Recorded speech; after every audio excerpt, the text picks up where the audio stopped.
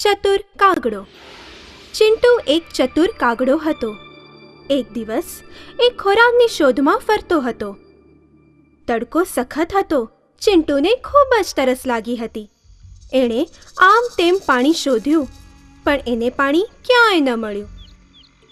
શોધતા શોધતા એક જગ્યાએ એક માટલામાં એને થોડુંક પાણી દેખાયું, પણ માટલામાં પાણી એકદમ તળિયે હતું.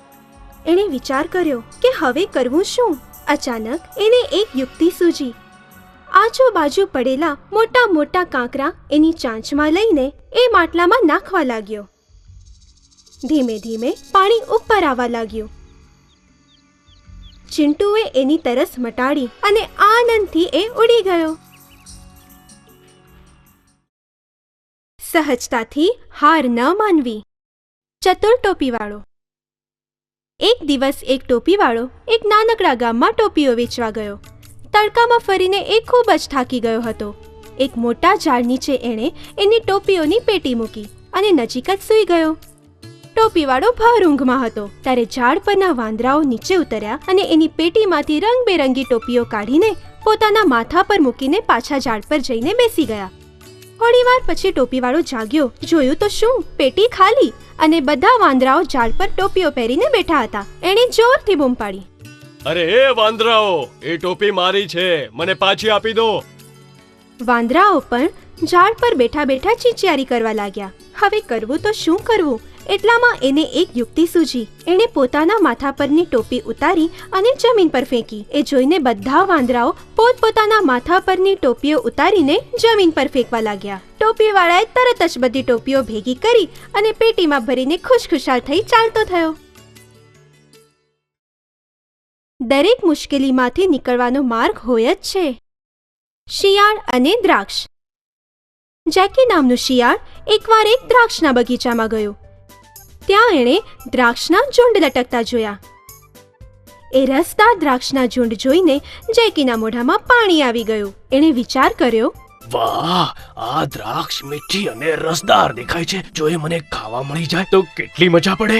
એણે કૂદકા મારી મારીને દ્રાક્ષ તોડવાનો પ્રયત્ન કર્યો, પણ ઘણો સમય પ્રયત્ન કર્યા પછી પણ દ્રાક્ષ હાથમાં ન આવી. ઉલટાનું કૂદકા મારી મારીને એનું શરીર દુખવા લાગ્યું. ત્યારે એ બોલ્યું, આ દ્રાક્ષ તો ખાટી લાગે છે, મારે નથી ખાવી એવી ખાટી દ્રાક્ષ. એટલું કહીને જેકી ત્યાંથી ચાલ્યું ગયું.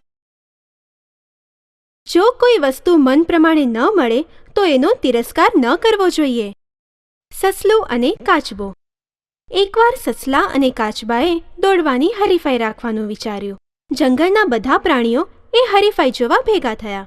વાંદરાએ ગોળીબાર કરીને હરીફાઈની શરૂઆત કરી. સસલું ઝડપથી દોડવા લાગ્યું અને કાચબાને પાછળ મૂકીને ઘણું આગળ નીકળી ગયું.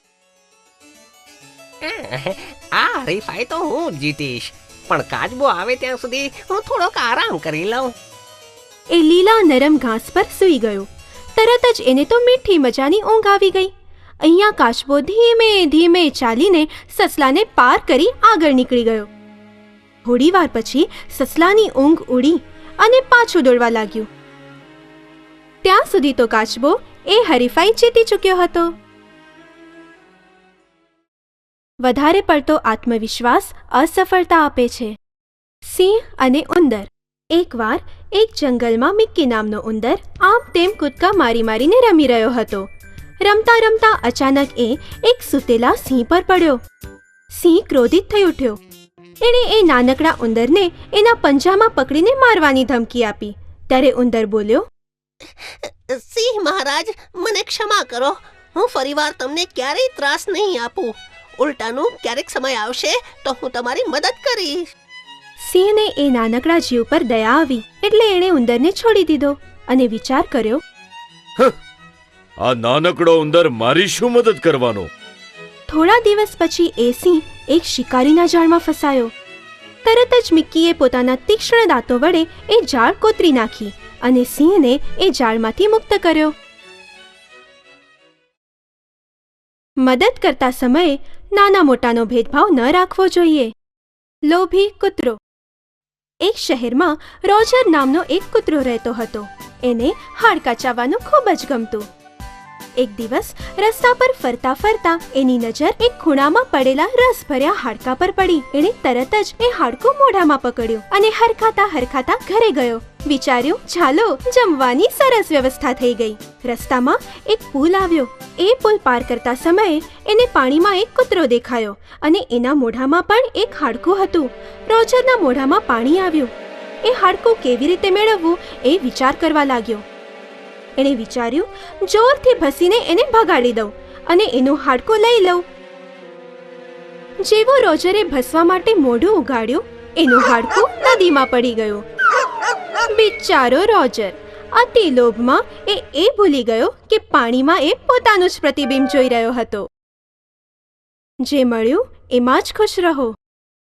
વાંદરાનો ન્યાય. એકવાર બે બિલાડીઓને એક પાવનો ટુકડો દેખાયો. એકે તરત જ કૂદકો મારીને એ ટુકડો ઝડપી લીધો. ત્યારે બીજી બિલાડી ટુકડો આચકવાનો પ્રયત્ન કરવા લાગી. આ ટુકડો મારો છે, મેં પહેલા જોયો છે. ત્યારે બીજી બિલાડી બોલી, મેં પહેલા જોયો છે એટલે એ મારો છે. એમનો વિવાદ લાંબા સમય સુધી ચાલ્યો. એક સમયે એક વાંદરો ત્યાં આવ્યો.